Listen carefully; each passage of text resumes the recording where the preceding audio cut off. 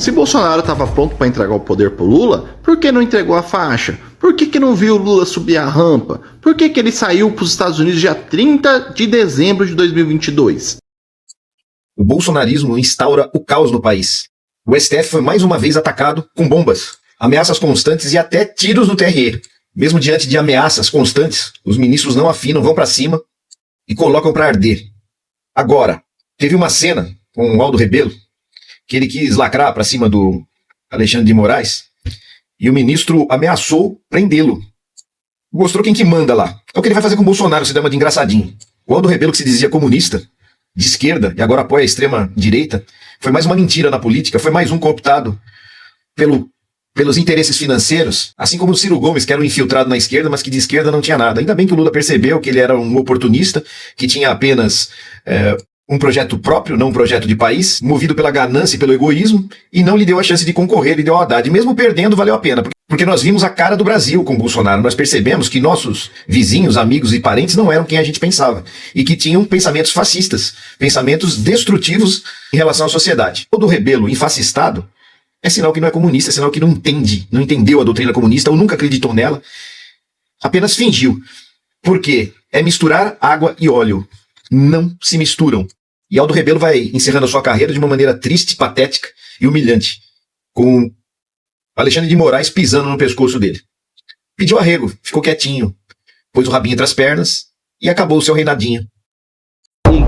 Com a bomba dizendo que vai explodir tudo. Olha só, galera, policiais militares foram mobilizados por conta de uma ameaça de bomba no Ministério do Desenvolvimento Social. O suspeito está com 2 crianças e uma mulher. Segundo relatos iniciais, ele teria explodido um artefato dentro do ministério e saído para a área externa por volta aí das 16 horas. Uma equipe da Polícia Militar do Distrito Federal conversa com o suspeito, né, galera? Tenta ali uma negociação ali. Nesse instante, nós estamos com uma crise de segurança na Esplanada. Em um dos ministérios aqui, por conta do desenvolvimento social, uma pessoa com um carrinho cheio de explosivos, fogos de artifícios, estourando em tudo. Está lá, esta crise. Pequena, média ou grande, mas está.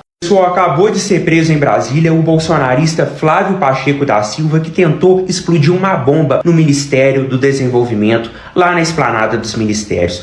O golpe, que não concluiu com Jair Bolsonaro e a extrema-direita, ainda deixa rastros. Essa é a herança maldita de Jair Bolsonaro, que não aceita o resultado, e os seus seguidores fanáticos tentam matar pessoas, inclusive atacar a democracia. O Brasil é dos brasileiros e o Brasil não é terra sem lei. Quem quiser viver no Brasil vai ter que respeitar a democracia e aceitar o resultado soberano da eleição de 2022, que derrotou o fascista do Bolsonaro e colocou um presidente de verdade que respeita a democracia, respeita a Constituição e está fazendo o Brasil voltar à sua normalidade e colocando o trem nos trilhos. Por isso, vai fazer arminha e vai explodir bomba agora no presídio da Papuda, porque o Brasil é dos brasileiros e o presidente é Luiz Inácio Lula da Silva. No caso do Supremo, eu recebi hoje, vindo da ouvidoria do Supremo, uma postagem muito gentil de um cidadão, que ele diz assim: o ladrão, esse bandido, estava nas ruas pedindo anistia para ladrão de banco, assassinos. Aí cita Gilberto Gil, Caetano Veloso, Dilma Rousseff e outros. E que eu estava em 79 pedindo anistia para essa gente nas ruas. Eu tinha 11 anos. Eu posso garantir que eu estava jogando bola, brincando de carrinho. Mas o cidadão diz que eu sou um canalha. Aí ele me chama, ministro Alexandre, para não lhe deixar sozinho com os apelidos que nós achamos jocosos. Rocambole do inferno. É esse que vos fala. Eu achei muito criativo, achei até poético, né? Rocambole do inferno. Eu vou perguntar para minha esposa o que ela acha. Ela vai dizer: você é meu rocambole, nunca do inferno. No intervalo, a eminente ministra Carmen Lúcia narrava uma situação de um tiro que atingiu a sede do Tribunal Regional Eleitoral do Paraná. Claro que Sua Excelência, que preside o Tribunal Superior Eleitoral, ainda vai apurar as circunstâncias, o fato que Pode não ter sido dirigido à sede do TRE do Paraná, mas atingiu. Aí coloca quem não tem coragem, quem tem coragem, que tinha que enfrentar, que ficavam em muitas discussões filosóficas, geopolíticas profundas, tal, e tinha que ter coragem para deter uma fraude eleitoral clara. E ainda, se a gente não tem... Márcio Nunes Rezende Júnior. Se a gente não tem coragem de enfrentar o cabeça de ovo e uma fraude eleitoral, vamos enfrentar quem? Ou seja, além disso, eles também conseguiram fazer vários apelidos para esse ministro relator, né? Eu quero dizer, Vossa Excelência, que o anterior é mais simpático, centro de gravidade. É mais simpático. Agradeço, ministro Flávio. Por que eu leio isto aqui, que veio da ouvidoria do Supremo? Porque ele termina assim: um cara que nem você, eu estou tirando as palavras que ofendem o decoro da família brasileira, que estão aqui presentes, à semelhança de um outro caso que nós estamos apreciando. Um cara como você tem que apanhar de murro por cima da cara, arrancar dente por dente da tua boca. É na porrada, meu. Aí já dá para saber de onde ele é, né? Arruma 100, basta 100 homens aí em Brasília, invade o Supremo e expulsa. Aí, nesse caso, ele botou no plural, não sou só eu. É também uma palavra que ofende o decoro da família brasileira, por isso eu não vou ler, do poder. Por que eu leio isto que tem um sabor anedótico? Para ilustrar o espírito do tempo. O espírito do tempo é de cultivo de ódios e desvarios numa escala criminosa, delituosa, porque isso ganha materialidade. As caixas de comentários das redes sociais ganham densidade quando elas penetram na mente humana, o ministro Fachin vai lembrar da citação, e se transformam em força material. Por isto mesmo, nós precisamos, quando julgamos, levar em conta as consequências práticas. Por que explico isso? Porque o regime de segurança com os quais nós convivemos como agentes públicos não é o mesmo de 10 ou 20 anos atrás, infelizmente. Infelizmente. É péssimo, é horroroso, é horrível os limites com os quais nós e nossas famílias temos que lidar por conta dessas pessoas que um dia podem achar isso aqui bonito, não sei se esse senhor ou outro, e resolve invadir aqui, como já aconteceu. Então, presidente, de modo muito nítido, essa é a razão pela qual eu vou prestigiar a necessidade de segurança dos conselheiros do Tribunal de Contas do Estado de São Paulo. Eita, meu povo, lembra daquele cara de São Paulo que se diz influenciador, que tem várias contas aí e vive de difamar, desqualificar e ameaçar as pessoas, tanto políticos como outros influenciadores? Pois é, ele ficou famoso do dia para a noite. Vocês estão sabendo já? Flávio Dino recebeu o vídeo dele, imprimiu e falou tudo que ele fala no vídeo lá no Supremo para todo mundo ouvir. Quer dizer, tudo não, né? Os palavrões ele não podia falar, gente, porque metade do vídeo é só palavrão. E ele questiona porque diz que eu não respeito ninguém. Vocês já viram o vídeo dele lá? Quem respeita e quem não respeita? E o pior de tudo, sabe o que é? É porque assim, eu postei um vídeo dele, ele falando de Alexandre de Moraes, e ele não me esqueceu mais. Todos os dias ele faz vídeos contra mim, me difamando, me desqualificando e me ameaçando. Mas dessa vez que o vídeo chegou a Flávio Dino, chegou porque vários influenciadores, homens, postaram o vídeo. Sabe quantas vezes ele foi para as redes sociais para criticar os meninos? Nenhuma. Esse povo corajoso assim só mexe com mulher. Eles não mexem com homens, não. Por que ele não foi para as redes sociais criticar os meninos? Que através dos meninos que esse vídeo chegou lá a Flávio Dino. Através desses meninos, o vídeo viralizou e chegou a Flávio Dino. Tá lá, tá bombando em todas as redes sociais esse vídeo. E chegou lá, no Supremo. Aí ele não vai falar dos meninos, não? Ah, não. É porque ele é meu fã revoltado, né? Sabe a minha vida toda, sabe onde eu moro, sabe a vida do meu marido, da minha filha. Meu fã revoltado. Bomba direto de Brasília. Alexandre de Moraes não está de brincadeira e ameaçou prender o ex-ministro. O ministro do Supremo, Alexandre de Moraes, ameaçou prender nessa tarde o ex-ministro da Defesa no governo Dilma Rousseff, Aldo Rebelo. Foi durante uma audiência da ação penal sobre a tentativa de golpe de Estado. Não tá de brincadeira, né? O que aconteceu? O ex-comandante da Marinha, que disse que iria botar as tropas à disposição, chamou o ex-ministro da Dilma, Aldo Rebelo, para ser testemunha dele. Até aí tudo bem, nada de errado. Porém, a tal testemunha cismou de querer defender o amigo Aldo Rebelo, dizendo que as frases que ele disse, como "vamos colocar a tropa à disposição", foi força de expressão. Alexandre de Moraes não gostou e perguntou para ele: por acaso o senhor estava lá na reunião? Ele respondeu: não.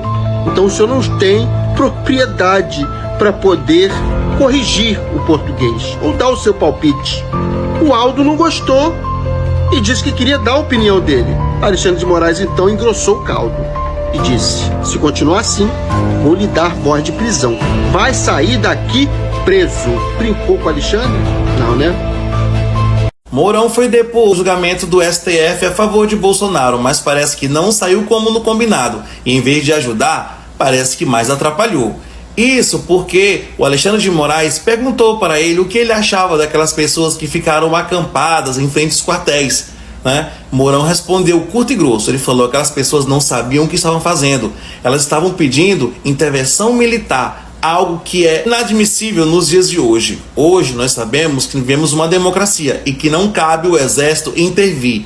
Essa foi a resposta de Mourão. Pronto. Só bastou isso para todos os bolsonaristas que estavam assistindo já tê-lo como inimigo da pátria, inimigo de Bolsonaro. E ele ainda disse mais, ele falou: e Bolsonaro sabia que aquele ato não ia dar em nada, e o que ele deveria ter feito era mandado aquele povo embora, mas ele não fez. Ele esperou um milagre através daquele povo, creio eu, disse Mourão. Para quem não lembra, Mourão foi vice-presidente de Bolsonaro. Ele vai ter que se ver com a extrema-direita e também com o seu partido, porque parece que o seu depoimento não foi muito lá agradável. Nós bem sabemos que os bolsonaristas são assim. Aqueles que falam o que pensam são deixados para trás. Não tem que falar o que pensa, tem que falar aquilo que vai beneficiar Bolsonaro. E Mourão não fez. Alexandre de Moraes diz que não tem dúvida de que Bolsonaro sabia da minuta de golpe. Será que alguém no Brasil ainda tinha alguma dúvida disso, hein? Não há mais dúvida de que essa minuta que a Procuradoria imputa como minuta do golpe e foi apreendida nos autos, ela passou de mão em mão, chegando inclusive ao presidente da República. O ministro tem que falar isso porque existe a necessidade de se provar por A mais B. O que tá na cara de todo mundo, meu irmão. Ou a gente ainda corre o risco deles virarem o jogo e botarem a culpa na justiça. Alguém duvidaria disso? Todos se recordam que bastava um cabo e um soldado para fechar o Supremo Tribunal Federal. A quadrilha de Bolsonaro não é boa em quase nada. Mas se tem uma coisa que eles sabem fazer é convencer as pessoas das coisas mais absurdas de todas, incluindo que Bolsonaro tem pacto com Deus, quando o verdadeiro pacto dele é com coisa ruim que vive lá nas profundezas, né não? O que muita gente ainda não percebeu é que se Bolsonaro não for punido, isso representaria o fim da justiça e da Constituição do Brasil como nação. Isso seria verdadeiramente o maior ato dele, hein? O Bolsonaro nunca escondeu que era golpista. Deram um golpe na Dilma, depois prenderam Lula, até encheram o Planalto de militares corruptos. A nossa sorte é que era tudo bundão, amigo. Eles queriam que o povo fosse para lá para dar o golpe para eles. A quadrilha tinha certeza de que tudo ia dar certo, que eles iam ficar lá para sempre. Não fizeram nada às escondidas, era tudo golpista mesmo. Mas com o Bolsonaro à frente, só agora eles perceberam a imbecilidade que eles fizeram. Vai todo mundo pro cilindró. Portanto, dizer que Bolsonaro sabia da minuta de golpe é a mesma coisa que dizer que papagaio fala, mas não é ser humano. Todo mundo sabe disso e ninguém tem dúvida, a não ser os integrantes dessa seita bolsonariana, né? São verdadeiros gênios, apesar de nunca terem lido um livro. Porque todo o processo golpista foi desenvolvido na nossa cara. Inclusive Bolsonaro, que dizia que nunca seria preso.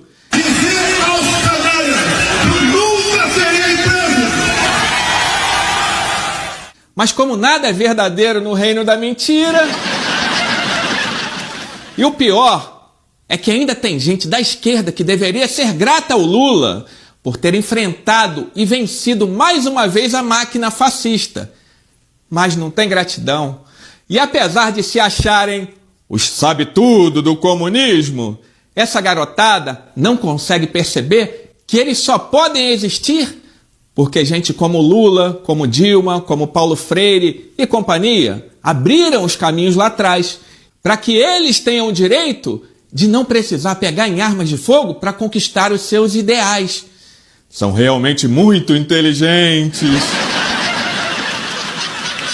Estou falando sério. Você deve estar se perguntando, cara ou cara plantonista, como assim, Thiago? O que aconteceu? Pois bem, foi um dia infernal para o Bolsonaro. Ele começou o dia sendo delatado pelo Brigadeiro Batista Júnior. Só que a pior notícia que veio para ele, se é pior do que a delação, tinha uma notícia pior, que era o projeto de anistia foi para o espaço.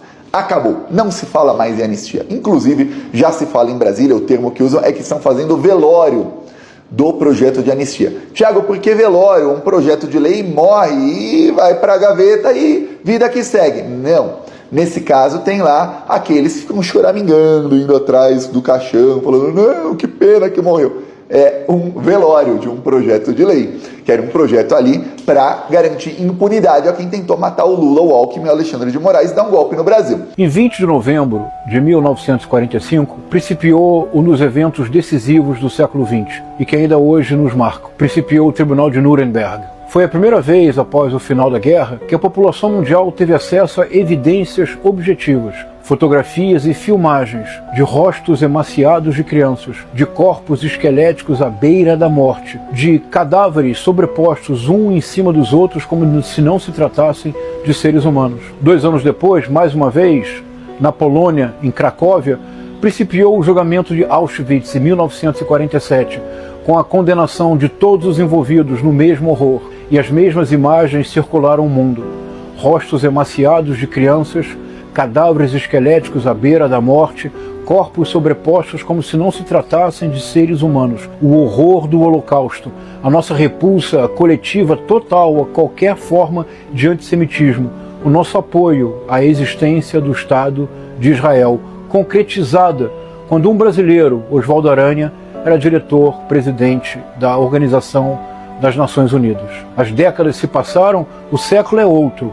Hoje, maio de 2025, na vida das nossas retinas tão fatigadas, como diria Carlos Drummond de Andrade, nós voltamos a ver rostos emaciados de crianças, cadáveres, corpos esqueléticos à beira da morte, cadáveres sobrepostos uns sobre os outros, como se não se tratassem de seres humanos. E agora, não são imagens especiais passadas em telejornais que antigamente estavam nos cinemas. E as pessoas nos cinemas, no final da década de 40, tiravam os olhos das imagens porque não suportavam ver os rostos emaciados de crianças, corpos esqueléticos à beira da morte, cadáveres sobrepostos uns sobre os outros como se não se tratassem de seres humanos.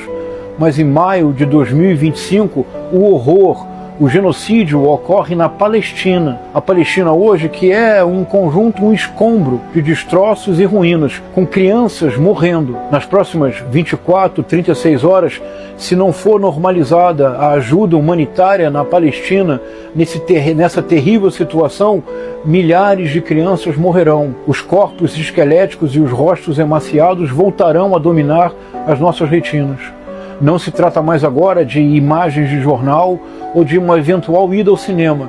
nas redes sociais, todos nós vemos o genocídio inaceitável, o horror que está acontecendo agora na Palestina. As próximas 24, 36 horas serão fundamentais para salvar milhares de vidas. Todos nós temos a obrigação moral de levantar a nossa voz contra o genocídio que ocorre neste momento na Palestina. أتمنى لهم إنه يصير هدنة ونرجع على دورنا.